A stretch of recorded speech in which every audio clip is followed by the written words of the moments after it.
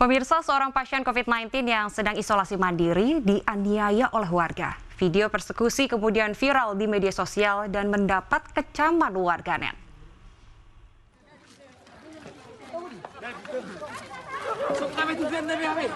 Inilah video amatir yang beredar di media sosial dengan durasi 59 detik. Di video terlihat warga menganiaya seorang pasien positif COVID-19. Warga diduga tak terima korban menjalani isolasi mandiri di desa, sehingga melakukan persekusi dan menjauhkan Salamat Sianipar dari kampungnya di desa Bulu Silape, Kabupaten Toba Samosir, Sumatera Utara. Video ini kemudian mendapat kecaman dari warganet. Untuk menghimbau untuk isolasi mandiri, dan sudah dilakukan, rupanya adalah sedikit mungkin trouble di desa, sehingga kemarin hari Jumat kami bawa ke Rumah Sakit Persea untuk diobati COVID-nya, Pak. Sebelumnya, Salamat yang mengalami depresi ini sempat meludahi tangannya dan ingin menyentuh warga agar warga terpapar COVID-19. Hal ini kemudian memancing kemarahan warga dan berujung pada penganiayaan kepada Salamat. Tapi gara-gara tempatnya tidak memungkinkan di Sianipar, lokasinya itu nggak ada lampu, udah ini takut keluar dari situ, dari rumah yang isolasi. Setelah itu nggak tahu kenapa, gara-gara udah ini keluar, udah ini kayak dibikin, dia aja dipukul, diikat, diseret di jalan, kayak lebih-lebih dari binatang lah dibuat. Akibat kejadian ini, Salamat akhirnya dievakuasi ke rumah sakit untuk mendapatkan perawatan lebih lanjut. Sementara keluarga berencana melaporkan penganiayaan itu ke polisi. Dari Kabupaten Toba, Aris Fernando Manalu, iNews melaporkan. Dan pemirsa, untuk mengetahui informasi terkait kasus ini, kita akan berbincang langsung dengan Pak Timbang Sianipar selaku Kepala Desa Pordomuan, Kecamatan Silayan, Sumatera Utara. Selamat malam, Pak Timbang. Selamat malam. Bapak bisa diceritakan bagaimana sebetulnya kronologi lengkap kejadian persekusi terhadap pasien COVID-19 ini? Silahkan. Pada tanggal 21 ada surat kepada Kepala Desa sesuai dengan pemeriksaan klinik Del bahwa saudara Salamat Sianipar terpapar COVID-19.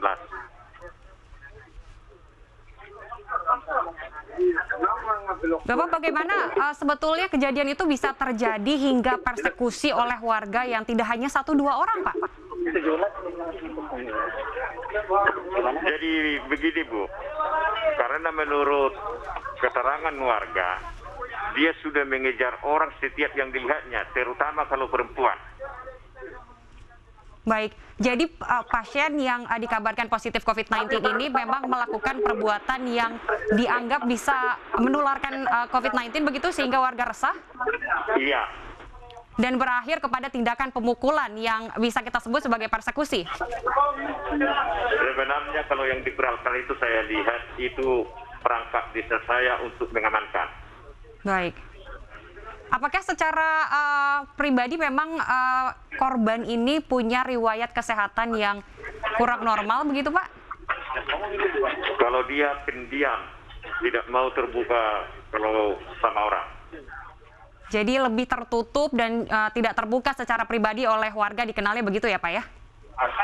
Iya, karena kebetulan saudara Salamat Sianipar ini baru kira-kira 4 tahun, 5 tahun di desa Pordomuan. Dan dia sebenarnya bukan, lebih sering dia tinggal di luar. Baik, tapi warga mengetahui, Pak, bahwa korban atau orang tersebut positif COVID-19? Menurut hasil pemeriksaan dari klinik Del, benar dia positif COVID-19. Baik, dan benarkah bahwa pasien COVID-19 ini sempat kabur saat melakukan isolasi mandiri? Dia tidak betah di tempat isolasi mandiri. Lalu berada di mana sebetulnya korban sebelum terjadi pemukulan oleh warga setempat, Pak? Dia di samping rumahnya setelah... Jadi tidak pernah ia berada di fasilitas isolasi mandiri? Biarpun kami berikan tempat isolasi mandiri, dia tidak mau di tempat isolasi mandiri itu. Baik. Jadi memang tidak pernah berada di tempat fasilitas isolasi mandiri, tapi berada di rumahnya sendiri, namun juga tidak di dalam rumah begitu ya Pak, di luar rumah dan di samping rumahnya. Ikut dia ke jalan raya. Baik. Lalu dari informasi terkini Pak, bagaimana sekarang kondisi pasien yang Anda ketahui? Oh, kalau saya sebagai kepala desa karena saudara Selamat Janipar ini sudah di rumah sakit, saya belum sempat sana. Baik, terima kasih Pak Tiban. Mohon untuk bersedia menunggu. Saya akan beralih berbincang dengan pengacara dari korban Ibu Anita Siahaan. Selamat malam Ibu Anita. Selamat malam. Ibu Anita, bagaimana dari sisi dasar hukum dan langkah hukum yang Ibu akan lakukan untuk korban dari kronologi yang terjadi terhadap korban, dianiaya, dipersekusi, padahal dengan status pasien adalah positif COVID-19? Oh, sekarang begini saja. Kalau memang dia positif COVID, kenapa dibiarkan dia di rumah?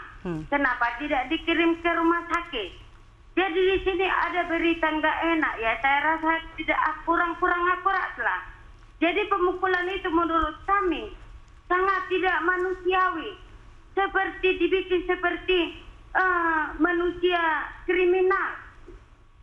Baik Ibu. Semestinya kalau udah COVID tidak harus begitu kelakuannya. Jadi kita sudah melaporkan ke Polres. Baik, dari langkah pelaporan, saya bertanya apa dasar hukumnya yang sudah disiapkan oleh tim kuasa hukum untuk korban, karena memang korban dianggap sebagai korban persekusi. Ya, pokoknya kita akan, itu ya kasusnya kan penganiayaan secara bersama-sama. Lalu jadi dasar hukum yang akan digunakan? Ya penganiayaan tersebut. Kita tidak terima dengan cara-cara masyarakat seperti itu melakukan kepada korban. Baik. Karena kalau memang positif, ya dibawalah ke rumah sakit. Bukan seperti itu caranya. Baik, Ibu, saya Dan minta konfirmasi dari Ibu Anita. Apakah dari korban ada riwayat kesehatan yang mungkin kurang normal begitu? Sebenarnya dia sehat, tapi ketika dibilang COVID dan diasingkan beberapa hari, dia jadi stres, frustasi, sehingga begitulah sikapnya. Sejauh ini bagaimana kondisi dari korban, Bu? Sekarang dia udah berada di rumah sakit Korsea. Anggota kita tadi menyerahkan ke rumah sakit Korsea dan sudah dikasih obat penenang, begitulah, udah dirawat. Baik, saya kembali ke Pak Timban. Selamat malam Pak Timban. Selamat malam, Bu. Terkait langkah hukum yang sudah dilakukan oleh Ibu Anita sebagai pengacara, bagaimana sebetulnya Bapak sebagai kepala desa sendiri memberikan advokasi terhadap korban? Kalau kami, Bu, sudah semaksimal mungkin kemampuan kami pemerintah desa untuk memfasilitasi saudara Selamat Janipar. Baik, mencoba untuk memfasilitasi maksimal ya Pak ya. Kalau dengan keluarga korban, apakah ada komunikasi? Setiap ada kami pertemuan tetap koordinasi sama keluarga korban. Dan hanya sebenarnya orang tuanya sama istrinya. Kalau sama orang Batak ada paruponya, sepertinya nggak peduli. Baik, terima kasih Pak Timban. Kembali ke Ibu Anita. Bu Anita, berarti ada agenda pembelaan apa ke depan untuk korban selain langkah pelaporan? Perlunya ada edukasi dari pemerintah untuk masyarakat tentang COVID ya. Satu, kedua, kami akan melakukan apa yang diinginkan oleh keluarga. Apabila mereka memang mengatakan harus lanjut ke pengadilan, kita akan dampingi. Tapi apabila ada upaya hukum lain ya kita juga kan nggak bisa terlalu keras gitulah. Baik, terima kasih Bu Anita Siahaan sudah bergabung dengan kami dan juga Pak Timbang Sianipar selaku Kepala Desa. Selamat malam Ibu dan Bapak.